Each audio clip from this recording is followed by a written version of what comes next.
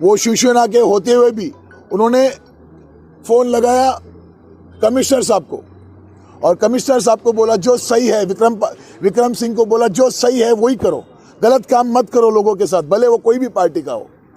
उसके बाद विक्रम सिंह जी रुक गए काम से, मतलब ये गलत काम करने से रोक दिया। उन्होंने प्रताप सरनाईक को बोला कि मैं ये काम नहीं करूँगा। उसके बाद वापस प्रताप सरनाईक जी ने मेरा जब डोले आए तो डोले उनके पैरोल पे काम कर रहा था। डोले के बोलने उन्होंने प्रताप सरनाईक के बोलने पे डोले ने मेरा 40 साल पुराना होटल भी तोड़ दिया। कौन सा होटल तोड़ा सर आपका 40 साल पुराना होटल? 40 साल पुराना मेरा जो बॉसी था वो भी तोड़ दिया। उसके बाद वो मुझे ब्लैकमेल करते रहे, मुझे परेशान करते रहे। अब ये होटल 15 साल पुराना आप लोग के सामने है। मेरा गलती क्या है? रोड वाइंडिंग के चक्कर में मेरा 15 फुट रोड ले लिया उन्होंने। 15 फुट मेरे अंदर कंपाउंड के अंदर आ गए। उन्होंने ब्लैकमेल किस मुद्दे पे किया? उनका एक ही था कि मैं बीजेपी के है तो इनको कैसे भी परेशान करे। मैं बीजेपी का नरेंद्र मेहता जी का क्लोज हूँ, इसके लिए इसको कैसे भी करके इसको खत्म करे। अरविंद शेट्टी जी, ये आपके होटल पे लगातार कार्रवाई हो रही है कि और भी सारे होटल पे कार्रवाई हो रही है? कोई होटल पे नहीं हो रही है, और कोई होटल पे कोई गलत काम कोई किया नहीं है। इलीगल उनके तरफ से हो रहा है। हमारा उनका होटल गार्डन के उधर बना है, हमारा होटल गार्डन पे बना नहीं है। मेरा होटल 20 साल 15 साल पुराना होटल है। खाली तकलीफ इतना ही है कि मैं नरेंद्र मेहता जी का क्लोज हूँ, मैं बीजेपी के लिए काम करता हूँ। आपका ऐसा कहना है कि आपको जानबूझकर टारगेट किया, ये तो पूरे मीरा भाईंदर जानती है। मैं इतना ही है कि मैं देवेंद्र फडणवीस जी के पास अब नहीं पहुंच पा रहा हूं। मोदी जी की बात तो दूर की हो गई, मैं वहां तक तो सोच भी नहीं सकता हूं, न मैं शिंदे साहब तक की पहुंच सकता हूं। लेकिन आप लोग के माध्यम से मैं इतना ही रिक्वेस्ट करूंगा कि मेरी आवाज़ फडणवीस जी के पास पहुंचाइए और बताइए, और लोगों तक भी बताइए कि एक बीजेपी का सरकार अगर मीरा भाईंदर में नहीं है तो कैसे बीजेपी के लोगों को मारा जाता है। जो कल्याण डोंबिवली में जो जादव जो गायकवाड़ के साथ हुआ, वो मैं आज समझ पाया कि क्यों हुआ। गायकवाड़ एक ऐसा आमदार, पागल आमदार तो नहीं था।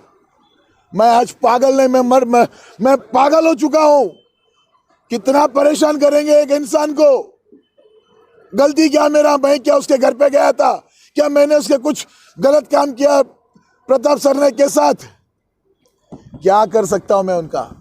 अगला कदम क्या होगा आपका? मेरा कदम क्या? मैं एक छोटा नगर सेवक क्या कर सकता हूँ? कोई तो बड़ा आदमी जैसे देवेंद्र फडणवीस जी जैसा कोई आदमी आके अगर किसी को बेच के ये पता लगावे ये क्या कर रहा है तो ये काम रुक जाएगा। आपके वरिष्ठ नेता से भी बात हुई होगी ना अभी? मेरे वरिष्ठ नेता, मैंने रविंद्र चौहान जी से बोला था, ये बात बताया था। उन्होंने शिंदे साहब को बताया भी। शिंदे साहब ने रोका था ये काम, ये गलत काम मत करो। जब वो अब पहले के शिवसेना में थे फिर भी उन्होंने रोका, लेकिन प्रताप सरनाईक रुकने से नहीं रुका। वो करता गया। मेरे साथ नहीं, बहुत लोगों के साथ करता रहा। लेकिन अभी आप कह रहे थे कि ये रोड भी इलीगल है, दूसरे के पास हुआ था, लेकिन ये इधर बनाया जा रहा है। ये तो मैं नहीं, ये तो नगर, अगर इसके ऊपर इंक्वायरी हुए, जैसा ईडी का इंक्वायरी हुआ था ऐसा अगर इस पे इंक्वायरी हुए तो सबको मालूम पड़ जाएगा। लेकिन ईडी का तो इंक्वायरी है इसके ऊपर। ये रोड कैसे, किधर का रोड है? ये यहाँ का रोड है। ये रोड किसी आदिवासी को दिया गया रोड था, यहाँ बना दिया। किसको नहीं पता? यहाँ के लोगों को, कौन से नगर पालिका के ऑफिसर को नहीं पता, कौन से कमिश्नर को नहीं पता, कौन से एमएलए को नहीं पता ये बात। मैं आज, मेरा डर सब कुछ चला गया है। मैक्सिम क्या करेगा? मुझे बर्बाद कर देगा, मुझे मरवा देगा, मेरे पे मोलेस्टिंग डाल देगा, मेरे पे रेप केस करवा देगा, या मेरा लास्ट में मेरा गेम करवा देगा। सब चीज के लिए मैं तैयार हूं। अभी सब चीज के लिए मैं तैयार हूं, मरने के लिए भी रेडी हूं। एक इंसान कभी इतना परेशान नहीं करना चाहिए कभी। मैं इतना ही लोगों से बात करूंगा। मैं आप लोग से थ्रू से, आप प्रेस हो, एमएमआरडी काम नहीं रुका तो आप क्या करोगे? मैं यहाँ ही सुसाइड कर लूंगा सर। मार दो मुझे। यहाँ पुलिस वाले वैसे ही बैठे हैं, या तो मुझे अंदर लेके जाएंगे, मुझे पिटवाएंगे, मुझे अंदर डालेंगे, मेरे पे केस करेंगे और मेरी इज्जत चली जाएगी। मैं मरने के लिए भी रेडी हूँ, मैं मरने के लिए भी रेडी हूँ।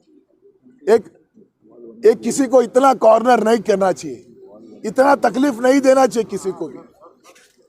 मैंने प्रताप सरनाईक का कोई कुछ नहीं बिगाड़ा था। मैं मोदी जी के रास्ते पे, देवेंद्र फडणवीस जी के रास्ते पे, मैं बीजेपी के रास्ते पे इतना ही चल रहा हूं। यही मेरी गलती है, यही मेरी गलती है। आज हमारा सरकार नहीं है मीरा रोड में, इसलिए परेशान कर रहे हैं लोग। प्रताप सरनाईक क्या बात कर रहा हूं मैं, सिर्फ प्रताप सरनाईक इसलिए परेशान कर रहा है। आप लोगों के थ्रू से, माध्यम के थ्रू से मैं लोगों को बोलना चाहता हूं, इस बार इसको जीतने को मत दो, इस बार इसको वापस मत लाओ। हम लोगों की ताकत क्या है इसको बताओ।